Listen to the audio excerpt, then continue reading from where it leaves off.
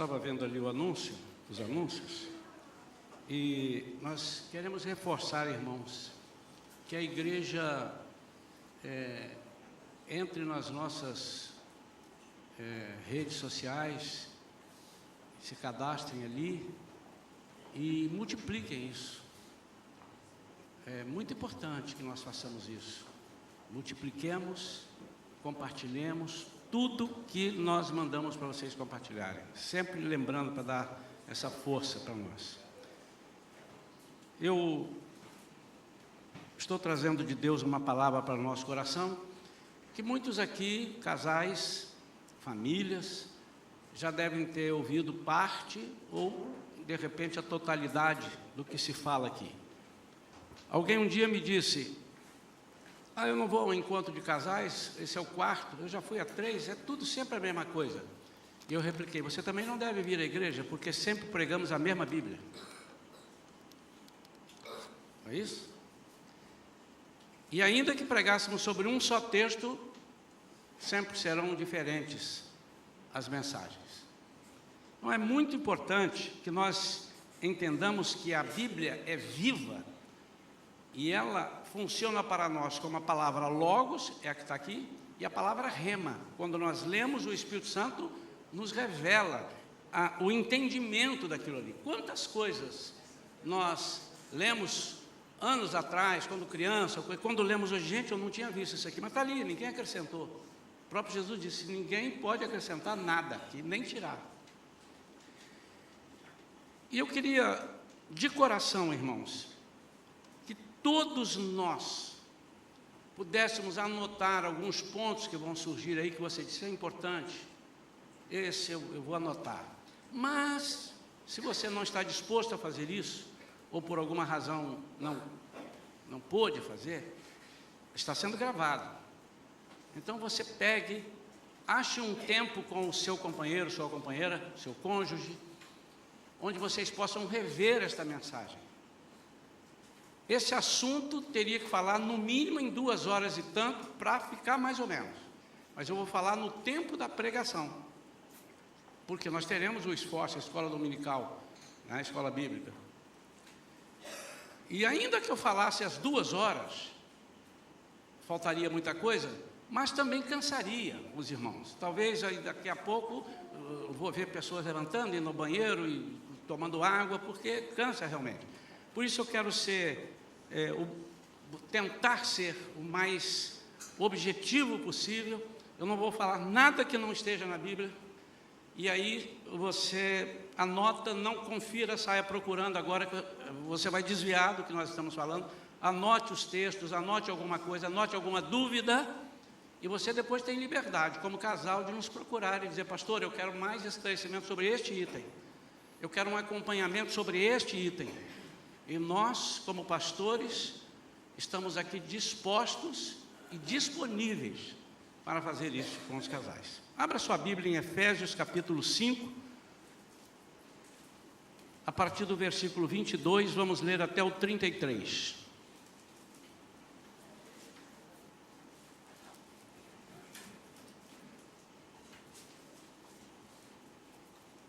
Esposas, cada uma de vós respeitai ao vosso marido, porquanto sois submissas ao Senhor. Porque o marido é o cabeça da esposa, assim como Cristo é o cabeça da igreja, que é, igreja, o seu corpo, do qual corpo, ele é o Salvador. Assim como a igreja está sujeita a Cristo, de igual modo as esposas estejam em tudo sujeitas a seus próprios maridos, da mesma forma que a igreja é sujeita a Cristo. Maridos, cada um de vós amai vossa esposa, assim como Cristo amou a sua igreja e se sacrificou por ela, a fim, aí tem um propósito, de santificá-la, tendo-a purificado com o lavar da água por meio da palavra, para apresentá-la a si mesmo, a Ele mesmo, Jesus, como igreja gloriosa, sem mancha, nem ruga, ou qualquer outra imperfeição, mas santa e inculpável. Sendo assim, o marido deve amar sua esposa como ama o seu próprio corpo. Quem ama sua esposa, então ama a si mesmo. Pois ninguém jamais odiou o próprio corpo, antes o alimenta e dele cuida, assim como Cristo zela pela igreja. Ele está falando de ninguém em sã consciência, ninguém sarado, né? Porque tem gente que se retalha, você está doido, está louco, aí é diferente. Pois somos membros do seu corpo. Por esse motivo, o homem deixará pai e mãe e se unirá à sua esposa, e os dois se tornarão uma só carne. Este é um mistério, isso é um mistério grandioso. Refiro-me, contudo, à união entre Cristo e a sua igreja. Portanto, cada um de vós amai a sua esposa como a si mesmo, e a esposa trate o marido com todo o respeito. Amém? Feche seus olhos. Pai querido, em nome de Jesus, nós estamos aqui com temor e tremor, porque nós estamos falando de algo que o Senhor planejou, sublime a família, assim como algo que o Senhor planejou e criou, a igreja. Portanto, Senhor, dá-nos sabedoria, palavra de sabedoria, palavra de conhecimento, para que possamos transmitir aos nossos irmãos aquilo que o Senhor tem colocado na nossa mente e no nosso coração, em nome de Jesus, amém. Queridos, eu vou ler algumas coisas, isso é um pouco diferente das minhas pregações, porque há coisas aqui que eu não conseguiria decorar, e eu acho que eu não conseguiria falar tão bem quanto o texto escrito dos apanhados que a gente tem, estudos e sobre a Bíblia. Às vezes tem um texto tão grande que eu preciso ler o texto, copiei aqui, colei o texto para ler, para que nós acompanhemos, assim como fizemos nessa leitura, agora que já deu para ver um monte de coisa aqui com relação à igreja, marido e tal. Então, você começa observando, já falamos isso aqui outras vezes, irmão, mas é sempre bom repetir, e há aqueles que nunca ouviram. A relação de Cristo com a igreja deve ser a mesma relação do marido com a esposa, e vice-versa. A relação da igreja com Cristo tem que ser a mesma relação da esposa com o marido. Por isso que ele diz, em algumas versões, assim como, aqui ele está falando com a linguagem um pouco diferente, mas ele repete lá na frente, tal qual, dessa forma. E quando ele fala em união, ele fala de união do marido e mulher e se tornam um, e ele fala do mistério da igreja se unir a Cristo. Nós não podemos quebrar regras que Deus estabeleceu para a nossa família.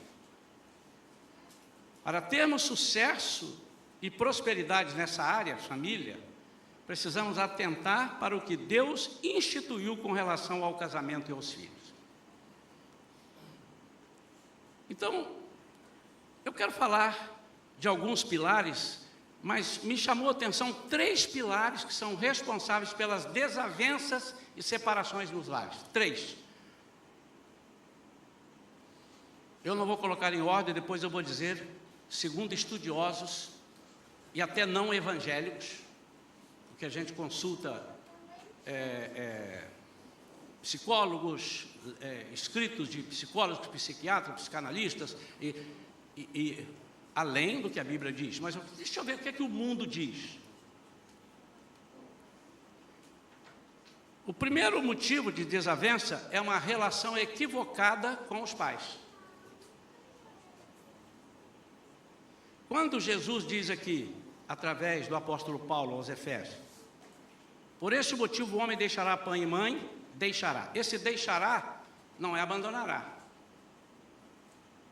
Nós precisamos, por isso que às vezes, eu não conheço grego, não conheço hebraico, mas existem muitos recursos para a gente procurar. O que ele diz isso aqui no original? Da mesma forma, se eu digo assim, eu amo muito o Beto, eu amo o Beto, Beto, eu te amo. Os caras vão dizer, olha aí, esse pastor está meio estranho. Aí eu uso a mesma palavra, Vera, minha esposa, eu te amo. Aí eu chego assim, Deus, eu te amo. Eu só falei o verbo amar, porque a nossa língua é pobre. em relação ao hebraico, ao grego. Então, quando ele diz deixar no original, é desligar para algumas coisas. Porque senão você interrompe o plano de Deus. O que Deus está falando aqui através do apóstolo Paulo é o seguinte: nós vamos multiplicar famílias. Eu quero muitas células. Eu não tenho interesse em juntar um familhão e ficar tudo assim. Aliás, lá em Gênesis, uma das razões de Deus descer pessoalmente, enrolar a cabeça daquelas pessoas que estavam construindo a Torre de Babel, porque eles queriam construir algo para permanecer ali. E Deus disse, não. E eles estavam em concordância. Nós temos que ir lá, eu, Jesus e o Espírito Santo. A Trindade Santa tem que descer lá, você pode ver lá. Desçamos, porque se eles intentarem concordar, eles vão conseguir. E nós temos que espalhar. Eu preciso que seja espalhado, esse é meu plano. Então, quando nós não conseguimos entender esse relacionamento, que nós vamos abranger aqui rapidamente, nós estamos cortando planos de Deus. Segundo motivo da relação equivocada é com os nossos filhos. Muitas vezes os filhos tomam o lugar do pai ou da mulher. Está fora da palavra. No texto que eu li aqui, você vai ver que Jesus morreu pela igreja e ele diz que o marido tem que se dar pela esposa, ele não diz pelos filhos. Tem muito marido morrendo pelos filhos. Mas e os filhos, pastor? Faz isso que o resto o Senhor quem faz. Você não pode mudar a catraca e a engrenagem. E o terceiro motivo, teria um quarto, que eu vou deixar para abranger mais no final, ele é também, mas são três que geram o quarto, por isso que eu vou deixar esse quarto ali. O quarto, só para os irmãos não ficarem, é o relacionamento com a esposa, é o tratamento errado, é o desencontro. Mas por quê? Porque o terceiro motivo, e segundo os grandes analistas, e segundo a Bíblia, é um dos maiores, preste atenção, irmãos, um dos maiores motivos de separação de lares. Entre na internet e pesquise. Chama-se finanças. Finanças. É daqui que sai o arranca-rabo. É daqui que barata voa. E por quê? Nós vamos entender quando nós falarmos isso ali. Eu quero que os irmãos entendam à luz da palavra por que isso é tão importante. E como é que nós devemos tratar isso na nossa vida. A convivência com os pais e sogros tem sido um grande problema. Porque o que Jesus desenha é o seguinte: eu vou fazer uma família de Vera e Isaías. Aí eu casei. Eu saí da casa do meu pai e deixei a família Antônio e Ana. Ela sai da casa dela e deixa a família Gilberto e Madalena. E ele pretende que daqui dessa família Isaías e Vera saia mais famílias. E aqui saíram duas, Vivian e Thaís, que Vivian, unindo-se a Augusto, formou uma família. Thaís, unindo-se ao Gustavo, formou uma família. E ele espera que dali de Augusto e Vivian, Thaís e Gustavo saiam outras famílias. E que isso não pode estar ligado nas rédeas de Isaías e Vera. Porque senão corta os planos dele. Quantos irmãos estão entendendo isso? No sentido de gerir a família. No sentido de ampliar ao máximo aquilo que Deus programou. E é infestar a terra de famílias, e famílias saradas, para que essas famílias levassem a outras famílias, essas famílias dele, levassem a outras famílias e tornassem, possivelmente, as outras famílias, servas dele também, levassem o Evangelho, levassem a salvação e levassem a união. Os filhos e os pais são importantes e devem receber atenção, mas nunca devem estar no topo da lista. Esse lugar é do seu cônjuge. Honrar pai e mãe não saiu da Bíblia. Mas uma coisa é isso, outra coisa é deixar que o pai seja o marido da sua esposa. Que a mãe seja a mãe do seu marido ou da sua esposa. Isso não pode acontecer. Porque senão, eu vou repetir, você quebra a cadeia, você quebra o plano de Deus.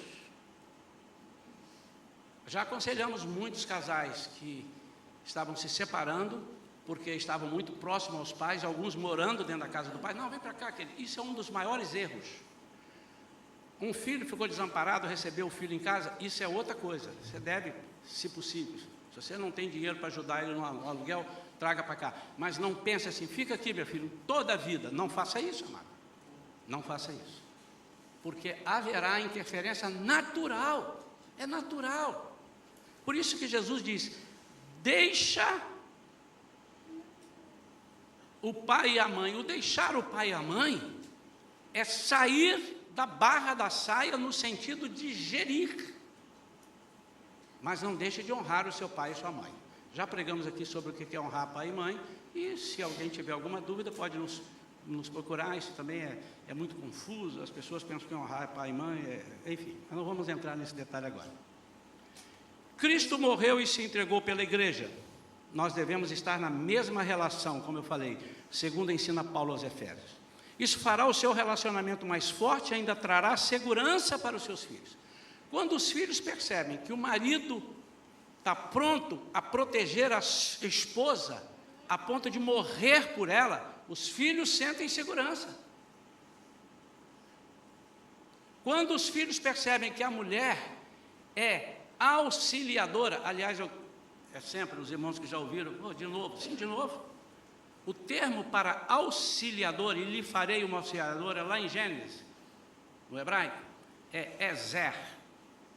É o mesmo termo usado para Deus como nosso auxílio. Quando você fala assim, Deus é o meu auxílio, Deus é o meu ezer. E eu vou te dar uma ezer.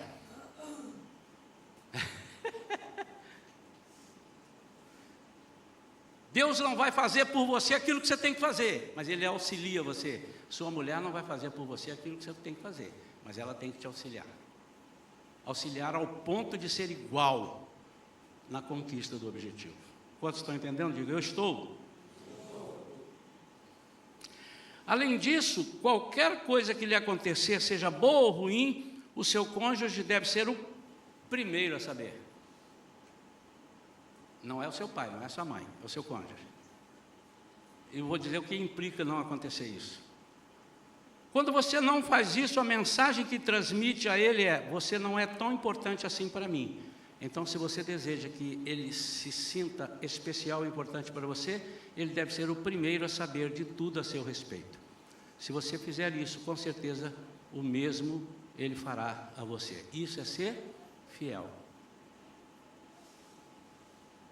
Vamos lá? Quando a igreja, quando eu digo igreja, é você. A igreja no total ou a igreja você como igreja. Quando a igreja tem um problema, a primeira pessoa que tem que falar é com o vizinho, não é isso? Com o pastor? Da alma dele. Com quem? Com Deus, irmãos. Com Jesus. Por quê? Porque ele é o marido. Ele é o cabeça. E quando Jesus vê alguma coisa errada, lógico que ele primeiro fala com os vizinhos, fala com espíritas, fala com não sei quem, não é isso? Ele fala com a igreja. E se a igreja não estiver toda ouvindo, ele levanta alguém e traz de fora e diz, igreja. Quantos estão entendendo? Olha a relação aqui, irmãos. Agora, em nenhum lugar você vai ver Jesus proibindo você ter amizades. Ele orienta que tipo de amizade. Em nenhum momento você vai ver Jesus dizendo o seguinte, eu não vou falar com vocês, vocês se virem, está aí, eu não converso. Nenhum momento. Então, irmãos, quando nós não sabemos separar isso, é um desastre. é um desastre. Marido e mulher, honre seus pais, honre seus sogros, mas honre muito mais, e em primeiro lugar, a sua esposa, o seu marido. Você pode tomar conselho com seus pais e deve, perfeitamente, mas se não houver uma confiança entre você e a sua esposa, você e seu marido, as coisas não vão andar. Aliás, além de não andar, vão desandar. Não vai ficar parado, vai andar para trás. A divisão com relação aos filhos, na tarefa de ensinar os filhos. Dividir para somar e não dividir para destruir. A divisão, irmãos, é o seguinte: você faz essa parte, eu faço essa parte. Mas eu quero saber o que você fez e nós entramos em acordo e vice-versa. E não é o seguinte, isso é contigo. Olha, o filho fez isso, é tarefa sua, não quero nem saber, está errado. Então a divisão é divisão de soma, não divisão de destruição. É de agregar e não divisão de destruir. Mas isso não exime de responsabilidade, é o que eu falei aqui, o outro parceiro. Há que haver entendimento entre eles. Sempre tem que haver esse entendimento. Irmãos, imagine vocês trabalhando num lugar e você é chefe de uma seção ou de um departamento e tem alguém acima de você que vai lhe cobrar metas. E ele diz, monte a sua equipe. E você monta. E ele diz assim, nós queremos fazer isso assim, assim, temos uma meta para esse mês. Aí você chama algumas pessoas, que são seus filhos aqui, é como se fosse, chama os seus funcionários e diz assim, você vai fazer isso, você vai fazer isso, você vai fazer isso. E sai de perto e abandona. Quando o seu chefe perguntar, e aí, tá sendo? Não sei, passei para eles. Tenho que ver com eles. O chefe vai dizer, como é que é? Mas fui eu quem montou a sua equipe ou você que montou? Você. Então você é responsável. Mas eles é que estão fazendo, mas você precisa monitorar. É nesse sentido. Nós podemos e devemos dividir. Às vezes a mãe fica mais tempo em casa, então é só entrar nesse acordo. Você faz isso, você faz aquilo, você cuida disso, você cuida daquilo, eu cuido disso, eu cuido disso. Mas os dois, de vez em quando, têm que sentar, e muito longe não, mas é muito mais a miúde. Vocês vão ter que sentar e dizer assim, como é que está indo o Joãozinho nessa tarefa? Como é que está indo isso? Não, então vou dar um reforço aqui. Isso é de uma importância vital. O que tem acontecido é que muitas vezes o pai desautoriza a mãe, a esposa, e coloca ela, a igreja, humilhada perante o outro. Porque nesse caso aqui, o filho é o outro, é o estranho nessa relação. O que Deus está dizendo é o seguinte, a roda funciona assim, você faz isso, eu faço aquilo, aquilo, aquilo. Você deixa de fazer isso, todas as coisas vão degringolar. Quantos estão entendendo isso, irmãos? Em momento nenhum, a Bíblia está dizendo, não ame os seus filhos, não fale com eles, não proteja os seus filhos. Ele está dizendo, não deixe que eles tomem o lugar da esposa e do marido. Isso é sério, isso é Bíblia, não quebra essa regra. Se você quebrar essa regra, você pode ficar com o joelho duro de orar. Não vai dar certo, porque Deus não pode ir contra a sua palavra. Só por isso. Mas Deus me ama, Ele te ama. E vai chorar de não poder fazer, porque está na palavra, Ele não pode mudar.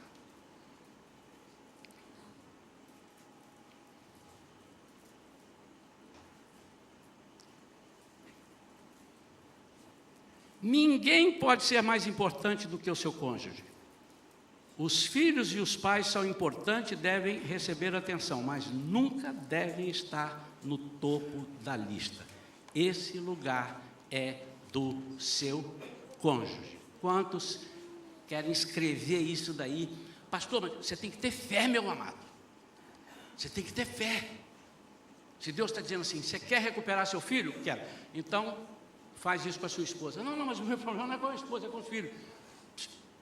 Faz isso que eu te dou aquilo.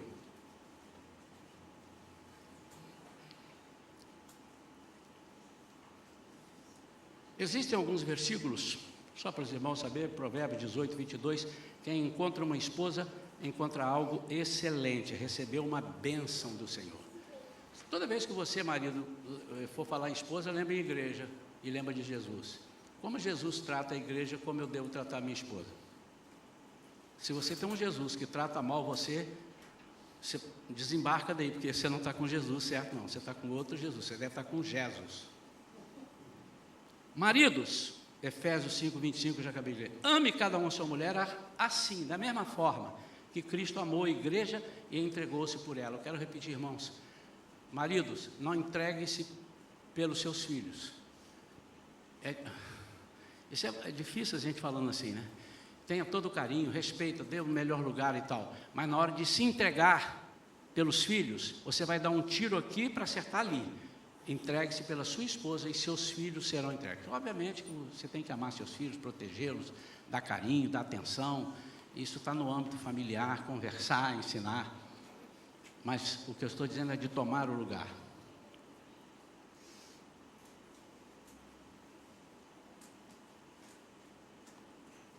Eu ia citar mais alguns versículos, mas não preciso.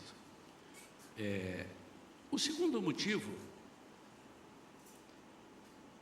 o terceiro motivo que eu quero falar, e esse eu vou entrar um pouco mais, porque este, segundo a Bíblia mostra, e segundo estudiosos do assunto, evangélicos ou não, eles dizem, esse é um dos maiores problemas. Um dos maiores problemas. E eu estava esperando uma oportunidade, irmãos, e disse, Senhor, me dá essa oportunidade, porque dos casais que nós temos aconselhado, não só aqui na igreja, mas nesses 30 anos de ministério, 95% ou mais dos problemas ou estão em relacionamento com os pais, dele ou dela, ou nessa parte que é finanças. Impressionante. Vamos entender a importância do dinheiro. Mais da metade das parábolas de Jesus falam sobre dinheiro, sobre finanças e dinheiro. Segundo Howard Dayton, no seu livro O Seu Dinheiro, da editora Bless, ele diz que há mais de 2.300 versículos sobre dinheiro, bens e posse. No Novo Testamento, e se você quiser, estude o Novo Testamento todo e confira, pelo menos 215 versículos falam sobre fé, 218 versículos falam sobre salvação, e 2.084 versículos falam sobre finanças e dinheiro. Por que Deus se preocupa tanto com isso? Vamos entender.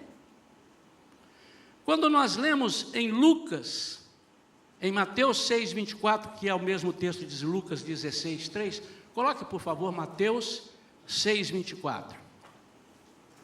Diz assim, ninguém pode servir a dois senhores. Guarde isso aí, sublinha aí ou escreva aí na sua Bíblia. Ninguém pode, sublinha pode. Ninguém pode servir a dois senhores, pois odiará um e amará o outro, ou será leal a um e desprezará o outro. Não podeis, ou lá em cima ou aqui embaixo é a mesma coisa, podeis servir a Deus e a Mamon.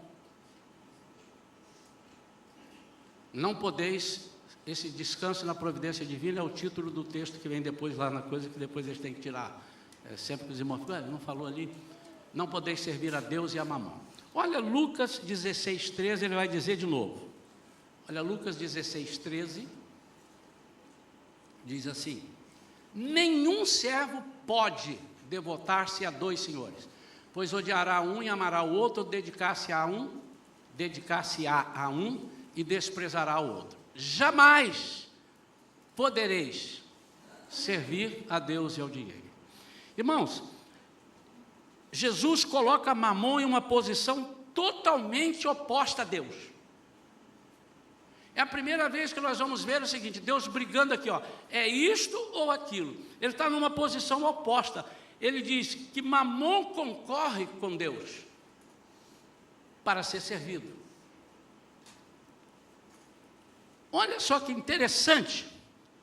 Jesus usou essa palavra do aramaico antigo para denotar uma entidade que existe no domínio celestial, a qual as pessoas têm adorado como o Deus das finanças. Então, entenda o seguinte, o mesmo princípio. Quando um demônio desses, Eu vou citar alguns aqui sobre a Bíblia fala sobre Baal, Astarote, Maloque, Dagon. Então, eles não se apresentam pessoalmente, eles se apresentam através de algumas coisas. Eles se escondem atrás de algumas coisas para roubar os cristãos, roubar os seguidores de Deus para eles. É um dos principados, esse Mamon, é um dos principados e potestades aos quais Paulo se referiu quando declarou em Efésios 6,12 que nós não lutamos contra carne e sangue, mas contra as potestades. Ele é uma dessas potestades. Mamon coloca-se na categoria de poder nesse domínio que influencia o coração dos seres humanos a amar e servir o dinheiro no domínio físico. Então, Deus não está falando que o dinheiro é pecado. Ao contrário. Ele abençoa e promete abençoar aqueles que são fiéis a Ele. E fiéis, entenda-se, não são aqueles que dão o dízimo, que tem gente que dá o dízimo e é infiel em todas as outras coisas. Fiel é fiel. E vocês vão ver a relação da infidelidade do marido com a esposa. Como tem marido casado traindo a esposa torta e à direita, e mulher casada traindo a esposa torta e à direita, sem saber.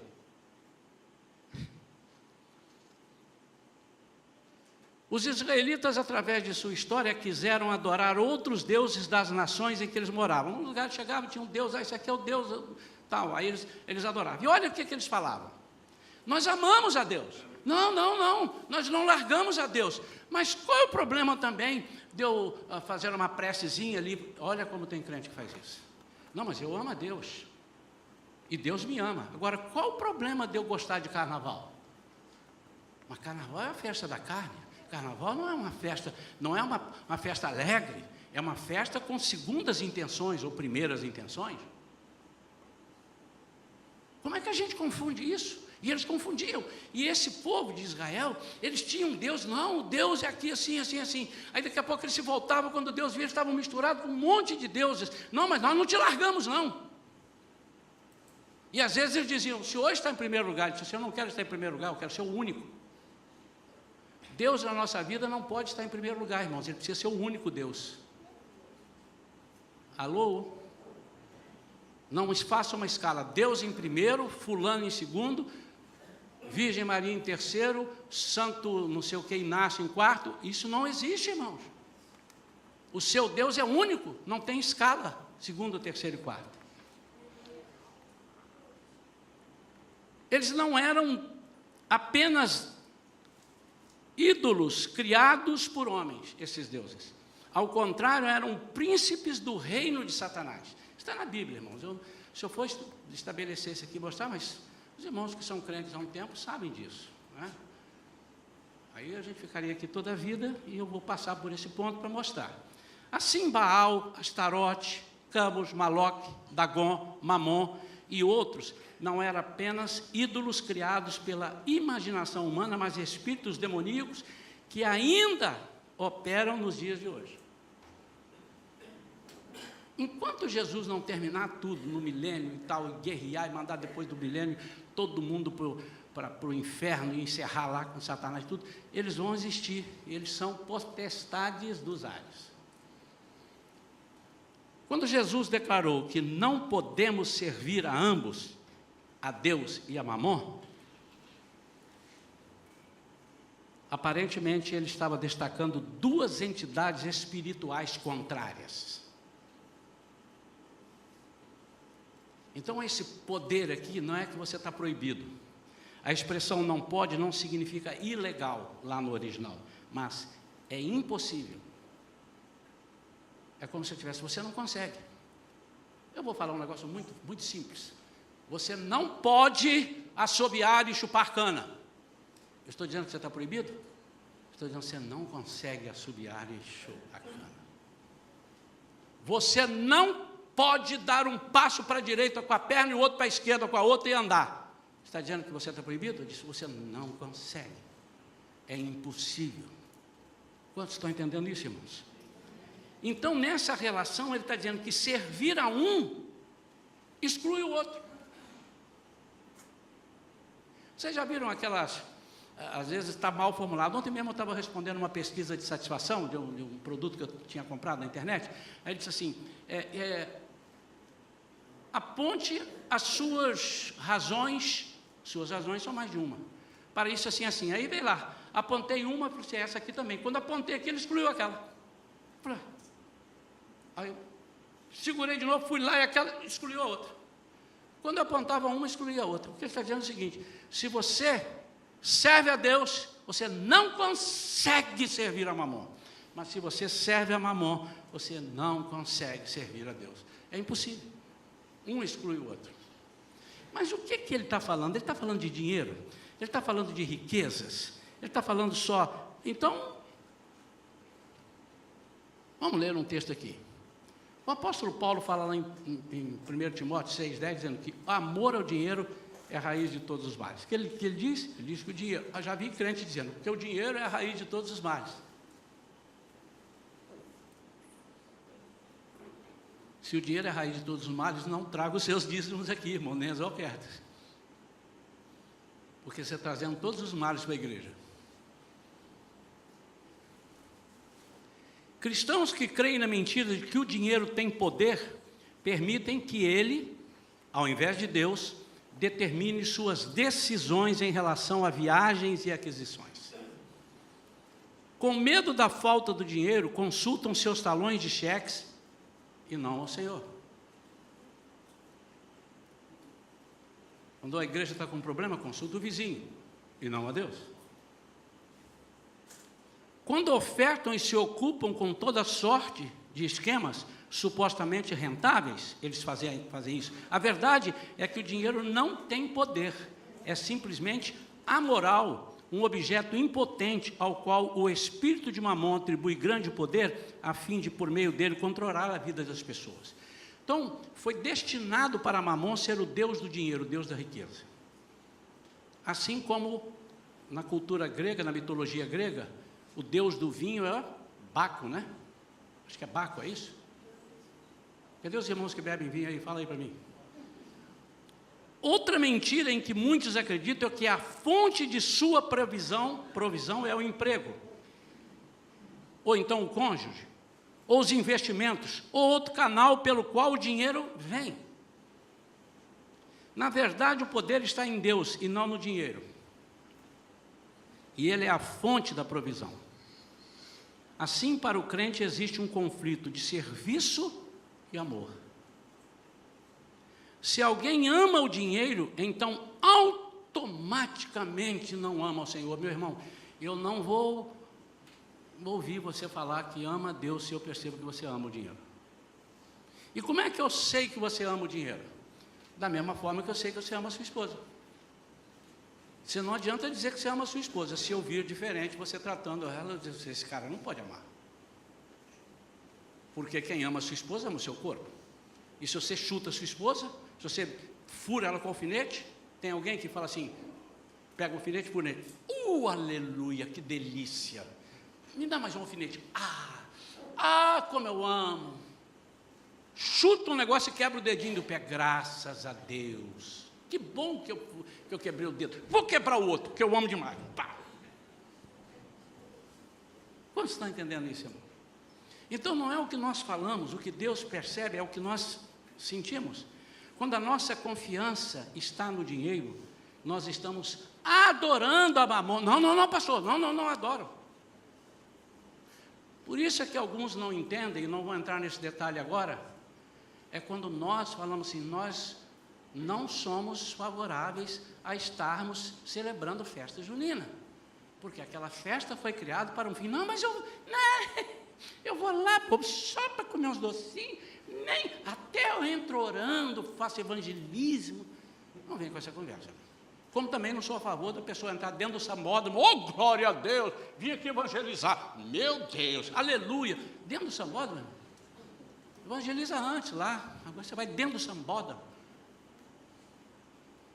Isso sou eu, irmão, isso é pensamento meu, aí você pode pensar diferente, sou eu que penso, não estou obrigando a igreja a pensar assim, eu penso assim, se eu sair daqui amanhã e for para a igreja tal, eu penso assim.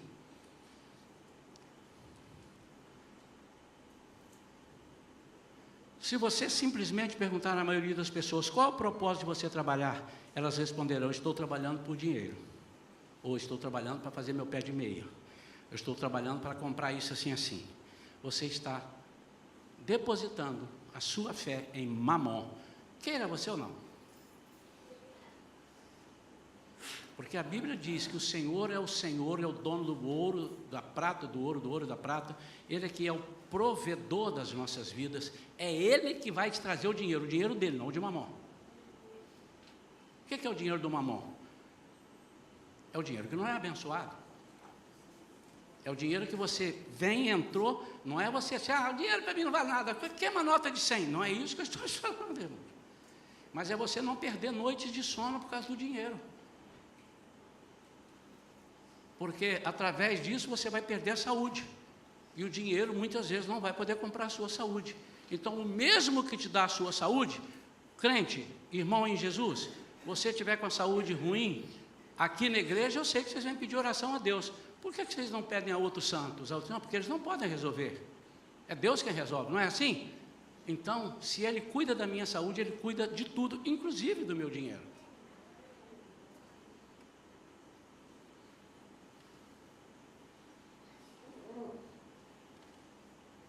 Eu quero entrar no item, então, como é que entram as traições financeiras na vida dos casais?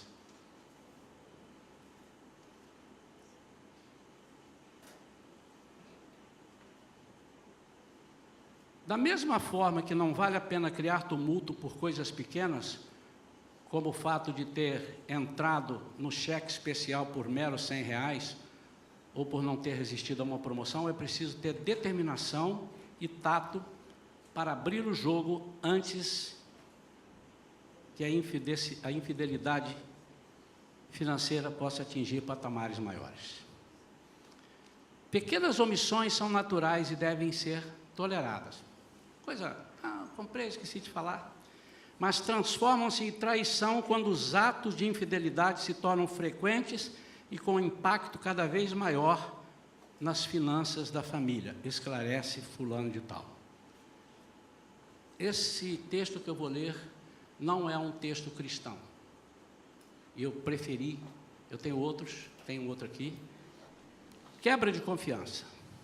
A publicitária fulana de tal, de 37 anos, do interior de São Paulo, sabe bem o impacto negativo que a infidelidade financeira pode trazer para um casamento. Ela conta que, com a chegada do filho, optou por parar de trabalhar para se dedicar mais à família e mantinha com o então marido, então agora não é mais marido, uma conta conjunta, que sempre estava com pouco dinheiro. Em casa a ordem era economizar, mas de tempos em tempos o marido aparecia de carro novo. Depois os extratos bancários pararam de chegar ao endereço do casal. A falta de transparência financeira começou a pesar na relação do casal, que acabou se separando.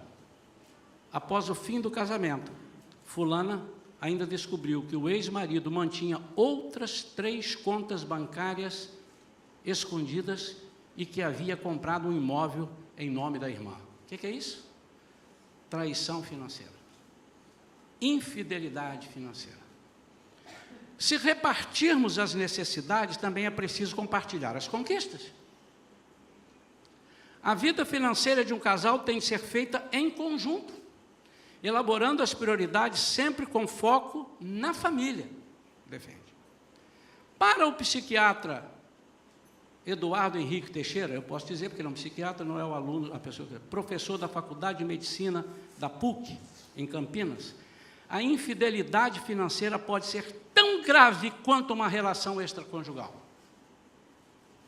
O que está em jogo é a cumplicidade e a confiança, e, quando esses quesitos são afetados, toda a base da relação é colocada em risco, afirma ele. Irmãos, nós temos casos que nós conhecemos, e os irmãos que já conversaram conosco, nós oramos, não se sintam... quando tem um caso para o pastor está pregando, é lógico, você está me dando subsídio para pregar e ensinar todo o povo, mas não estou citando nomes. E a maioria dos casos já estão resolvidos, tem outros que ainda não. Você concorda comigo que quando a minha esposa não sabe quanto eu ganho, eu não sei quanto ela ganha, eu não sei o que ela gasta, ela não sabe quanto eu gasto, eu não tenho confiança nela e ela em mim? Amém ou não? Não, não é por aí. Não, é por aí. Como é que não é por aí? Será que Jesus, vamos lá na correlação, será que Jesus omite alguma coisa de você, a não ser as coisas que ele não pode dizer que são mistérios de Deus? Eu não vou entrar nesse campo. Será que Jesus omite? Será que você pode, como esposa de Cristo, omitir coisas para ele? Você deve omitir? Ah, mas ele sabe todas as coisas. Sim. O omitir aqui é o seguinte: eu vou falar para fulano, eu vou falar para fulano, mas eu não vou contar para Jesus. Você ora para tudo ou não ora? Se você não ora, então você não conta para Jesus. Tem hinos que falam assim: conta para Jesus, conta para Jesus. E é por isso que você age assim no seu casamento. Então, essa chamada traição financeira, irmãos, eu estou falando de pessoas seculares, estou falando de um pastor, de um crente pregando, nada não, de psiquiatra, de pessoas que chegam lá para ser tratado, que está entrando em parafuso e separou, etc. e tal. Deixa eu ver se esse parágrafo é importante. Além de ter relação direta com a personalidade de cada um, os motivos para omitir as questões financeiras ou mentir sobre elas podem estar ligados à maturidade e à proximidade de marido e mulher. Mas conflitos entre o casal também podem estimular as traições financeiras. Então, meu amado, ele vai... Agora é um outro site, ele também fala alguma coisa aqui, e eu quero dar algumas orientações segundo eles passam.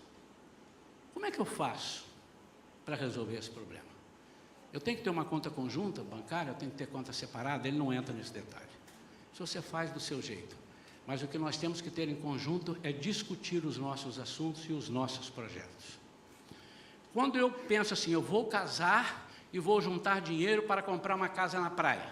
E ela disse assim: eu estou casando com Isaías porque nós vamos juntar dinheiro para comprar um barco, ou comprar um cavalo de raça. Irmão, não vai dar certo. Nós temos que entrar em acordo o que nós vamos comprar primeiro, o cavalo ou a casa de praia. E se devemos comprar o cavalo, e se devemos comprar a casa de praia. Uma vez determinado isso, nós temos que partir em cima daquele objetivo. No momento que eu não faço isso, eu posso enganá-la assim: nós vamos comprar o cavalo, fica tranquilo. E eu estou depositando dinheiro para comprar a casa. Você está guardando dinheiro para comprar o cavalo? Olha, mas o cavalo que eu quero custa caro, menino, é um cavalo de raça, já ganhou 10 prêmios. Mas eu estou juntando dinheiro para comprar a casa. E ela crente que eu estou juntando dinheiro para comprar o cavalo. Aliás, tinha que ser o contrário, eu comprar um cavalo, porque quem gosta de cavalo sou eu. Né? Enfim. Então, quando isso não é discutido, há uma divisão, divórcio, divisão. Em vez de ter uma visão só dos dois, tem duas visões.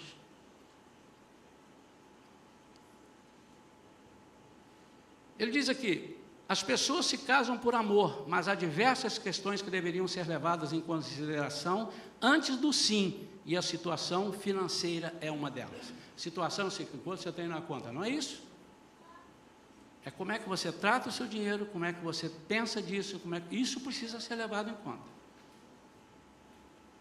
Ele diz: calma lá, não estou afirmando que o sucesso de um matrimônio dependa do saldo da conta bancária, acabei de dizer, ou da realização de sonhos materiais, mas que esse assunto se transforma numa dimensão do casamento,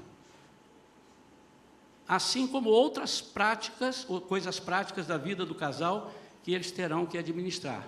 Por isso deve ser pensada e dialogada. Se o casal, no entanto, não consegue fazer acordo sobre a administração dos proventos que irão os manter, seria válido refletirem desde antes do casamento, até que ponto a diferença de metas e estilos de vida influenciará no amor que sentem um pelo outro. No casamento, o que um gasta e como gasta, uma hora ou outra, vai impactar na vida do cônjuge. Os irmãos estão identificando aí algumas coisas? Não precisa levantar a mão. Caramba, eu estou brigando com a minha esposa e ela está brigando comigo por bobagem. O O que fazer? Diante disso, como é que o casal pode se organizar? Como podem administrar suas finanças? O que é melhor, ter uma conta conjunta ou tê-las separadas? É melhor dividir as despesas na proporção do que, enfim. Começo respondendo que a questão mais importante não é se o casal terá uma conta bancária conjunta ou separada. Quem vai pagar o quê? E até quanto custa cada um? Mas que tudo isso deve ser encarado e administrado em concordância. Irmãos, eu tenho visto casais dizendo assim, olha, você paga isso, isso e isso, e eu pago isso, isso e isso, e se vira. E ele não administra, e está dando tudo certo? Você pode fazer isso, mas o exemplo que eu dei do escritório, do chefe da sessão, é para cá. Aí você quer me convencer que você, como crente, está se importando como é que está o seu irmão? Eu já estou vendo que você não se importa. Porque a relação é a mesma. Cada um dá conta de si. Eu não quero saber se alguém está doente, eu não quero saber se alguém está precisando disso ou daquilo, eu não oro, farinha pouca, meu pirão primeiro. É isso que você está fazendo no casamento. E o casamento, para Cristo, é a igreja com relação a Cristo, mulher com relação ao marido, marido com relação ao casal. Não é isso que nós estudamos no início? Não é isso que a Bíblia está dizendo?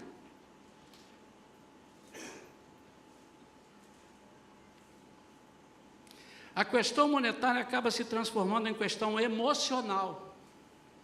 Há algum tempo, ouvindo casais, é comum percebermos que quando há um alto nível de cumplicidade, diálogo e capacidade de altruísmo entre os cônjuges, é eu pensar nele e não em mim? Egoísmo e altruísmo. É provável que a situação financeira dos esposos vá de vento em popa. Contudo, marido e mulher podem até serem muito apaixonados, mas se não conseguirem ter, ao menos, ideais comuns, a tendência é que a situação econômica esteja constantemente flertando o vermelho. Isso é dito por um estudioso, um psicólogo, psicanalista que trata de casais, separação de casais, pessoas que vão lá para resolver o problema. Então, para finalizar, nós temos aqui agora para vocês, como é que a gente deve fazer? Primeiro, ter ideais comuns. E deixará o homem e a mulher a casa de seus pais e se tornarão uma só carne. Vamos sair de férias, queridos? Férias. Férias, queremos férias. Vamos sair em setembro? Concordo, vamos sair em setembro. Fechou. Então vamos para Estados Unidos. Não, vai para os Estados Unidos e eu vou para Portugal. Como é que pode? Não, mas você tem que ir para Portugal. Não, você tem que ir para os Estados Unidos. Aí um convence o outro e vai os dois para os Estados Unidos e um com a cara amarrada. A viagem vai ser uma desgraça. Ou vice-versa, vão os dois para os Estados Unidos ou os dois para Portugal, porque um dos dois está sendo coagido a estar ali. A mesma relação. Será que Deus diz assim, você tem que fazer, eu te mando, se você não fizer eu te liquido? Ele diz isso? Ele disse não, escolha. Eu te dou a vida e a morte. Escolha a vida. Eu te dou a bênção e a maldição. E Jesus diz, quem quiser vir após mim, venha, toma a sua cruz e siga-me. E quem não quiser? Se não quiser, porque você não quis. E às vezes nós, como cabeça, como Cristo da esposa, nós estamos forçando, fala quem pode obedece, quem tem juízo, cala a boca. E ela diz, não, mas eu só abro a boca quando eu tenho certeza. Às vezes nós temos Ofélias dentro de casa, na nossa cabeça, e não é. Quem ela é? Ela é um protótipo do que Deus é para nós, auxílio. E meu amado, a Bíblia diz lá em Pedro, que se você não honra sua esposa, você pode parar de orar, pode parar, está escrito lá, as suas orações não serão ouvidas, e não venha com churumelas, não está escrito, não tem chance. Então Então os ideais precisam ser comuns. Uma hora você venceu, outra hora quem venceu foi ela. Vocês são uma só carne. Camarada, você quer comer feijoada todo dia, sua esposa está com vontade de comer um bife de panela? E você fica só em pá nela? Eleger prioridades é a segunda coisa. O casal tem de listar as necessidades ou metas a serem alcançadas por ordem de importância para eles. Existem as prioridades do mês, por exemplo. Depois das contas quitadas, o casal, se quiser investir o restante do orçamento na pintura da casa, que planejava alguns meses, ok. Daí aquele convite do churrasco tem que ficar para depois.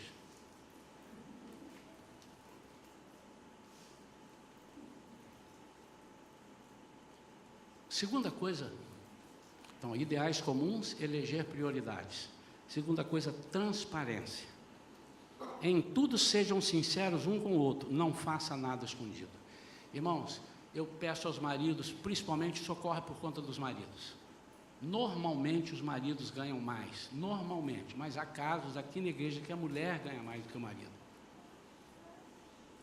Mas em ambos os casos, pelo amor de Jesus Cristo, sejam transparentes. Faça um exercício, faça no seu coração um propósito de dizer hoje, eu não vou levantar, não vou pedir para levantar a mão, meus irmãos, que eu vou ficar envergonhado aqui. Mas diga assim, hoje eu vou dizer para minha esposa quanto eu ganho. E não vou ter medo. Porque se eu não confio nela para isso, eu não amo a minha esposa. Não, pastor, olha, alguém um dia me disse, pastor, eu confio, mas confio desconfiando. Como é que é confiar desconfiando? Alguém pode explicar como é que é confiar desconfiando? Meu Deus do céu. Você tem que confiar, meu amado. Pastor, mas eu acho que ela está me enganando. Ô, meu irmão, vocês têm que sentar para conversar. Porque você também vai achar que ela vai para o dentista e não vai. E agora? Como é que você resolve? Não, mas isso aí não tem problema. O importante é que não pode mexer no meu dinheiro. Ao mamon. Jesus diz, você não pode amar a Deus e a mamon. Você não consegue. Você não pode. Não pode. Você não consegue. Você não tem capacidade. Não é, por mais que você faça, você não consegue.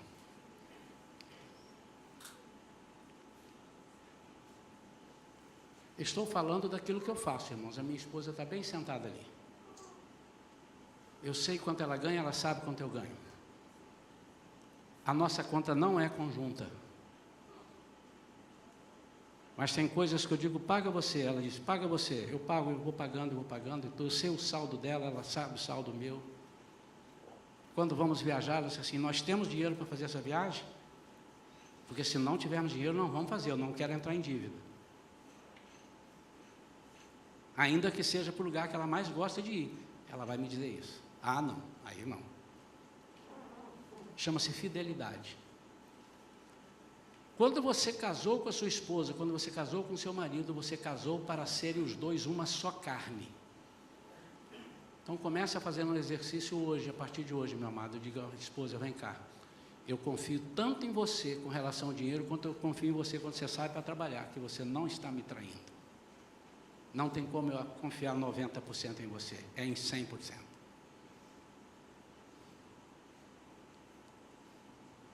Se você resolveu estar na rua e resolveu comprar uma coisa que, eu resolvi comprar um batom, vou ligar para o meu marido. Não estou falando disso, irmão, também é o fim da picada, né? Mas se você resolve comprar alguma coisa, um dia estávamos passando ali, aí a Vera foi lá, olhou um vestido lindo, eu já entendo quando ela assim, lindo, mas caro, né? Puxa, R$200, caro, né? Ela está me perguntando o que eu acho. Aí eu digo, você gostou? Eu gostei, mas você não acha que é caro, não? Eu digo, você vai achar aquele vestido em outro lugar? Não, então compra. É a mesma coisa ela faz comigo. Compra, você não vai achar uma bermuda dessa de R$20, igual. A proporção é ótima. A minha esposa gasta o dinheiro dela comigo. Um dia desse eu estava falando no meu aniversário, a minha filha perguntou o que eu queria. Eu falei assim, me dá um pijama, eu estou precisando de um pijama. Aí eu falei, a minha filha comprou, não, eu comprei aqui um negócio e tal. Ela já foi na rua e já comprou um pijama. Ó, e eu tenho que ter cuidado, filho, não gasta esse dinheiro do pijama não, que é só para dormir. Mas eu estou falando o que eu vivo. Aí, meu amado, daí você entende o seguinte, a relação da sua esposa com você com relação ao dinheiro é a mesma relação que você tem com relação à sua igreja. Se você esconde da sua esposa, você está escondendo de Cristo. Se você não tem a mão aberta para investir no reino, para que outras famílias, aquilo que eu falei no início, sejam alcançadas pela sua família, você não tem essa visão, certamente você deve estar traindo a sua esposa financeiramente, porque a relação é a mesma. Ao passo que se você é fiel a Deus em todas as coisas, inclusive nas finanças, eu não tenho dúvida que você é assim com a sua esposa. Não há possibilidade de você ser infiel à sua esposa financeiramente e ser um homem ou uma mulher super abençoado na igreja e servidor e que agrada a Deus. Não há essa relação aqui na Bíblia. Talvez você esteja escutando isso e disse, que palavra dura, pastor. Não, é assim que eu aprendi. E por fim, controlem os desejos, aprendam a viver com o que cabe no orçamento de vocês. Irmãos, se você não quer que o seu casamento acabe, aprenda a controlar os seus desejos. Não dê um passo maior que a perna. Não ponha algo para alcançar onde a sua mão não alcança. Porque isso vai gerar brigas entre vocês. Vocês vão se separar e vocês vão vir para nos procurar, ou vão procurar um psicólogo, e etc. e tal. Não façam isso, irmãos. Aprendam a confiar na sua esposa plenamente, em todos os sentidos. E prestem atenção nesse quesito das finanças. Segundo os estudiosos, segundo a Bíblia, quando eu quero controlar tudo isso, eu estou adorando ao Mamon. E se eu não confio nisso, meu casamento está em perigo. Em perigo. Eu queria orar agora. Eu queria que todos os casais fizessem comigo essa oração, assim, concordando com ela. E o que eu vou pedir a Deus é que haja hoje a quebra da desconfiança entre os casais. Há casais que gastam dinheiro com amigos e não gastam com a esposa. E não gastam com o marido. Há mulheres que são capazes de comprar algo caro para dar de presente para a melhor amiga, mas é mãoeca de samambaia, mão de vaca, para comprar um presente para o marido ou até para usar o dinheiro em parceria para comprar alguma coisa. Isso está errado. Eu tenho aqui na igreja, irmãos, o irmão ou a irmã, os irmãos que fazem isso sabem. Eu tenho aqui na igreja irmãos onde a mulher não trabalha e o marido trabalha. E o dízimo dele, ele divide ao meio e bota metade para ele, metade para a mulher, e diz assim, eu estou te honrando, esse dinheiro é nosso. E os dois vêm e botam o envelope aqui dentro, e ela não ganhou um centavo.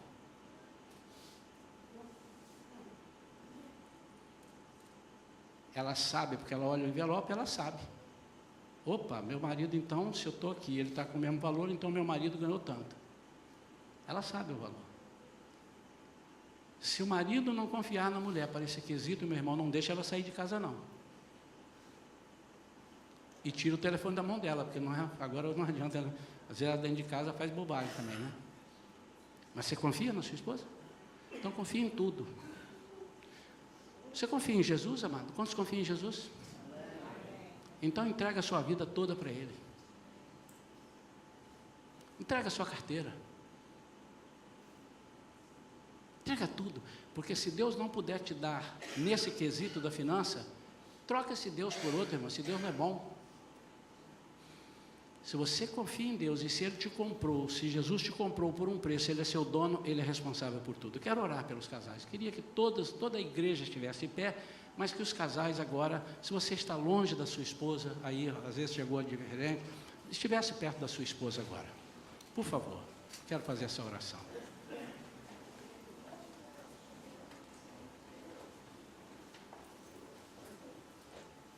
Quantos entenderam a mensagem, irmãos? Quantos acharam a mensagem dura? Alguém achou dura? Diga, eu achei. Pode falar. Então é dura porque seu coração estava duro. Quantos entenderam que nós não estamos falando, eu não falei em dízimo em momento nenhum aqui, embora eu deva falar, porque dízimo é do Senhor, mas eu não quis tocar nesse assunto.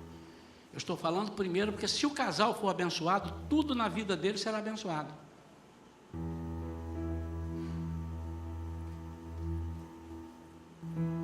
Eu gastei mais tempo nesse quesito, porque a Bíblia gasta mais tempo nesse quesito. No Novo Testamento, mais do que fala em salvação e mais do que fala em fé. Por quê? Lógico. Se há uma discrepância entre mim e a minha esposa, é porque falta fé ou eu não fui salvo. Que é isso, pastor? Sim.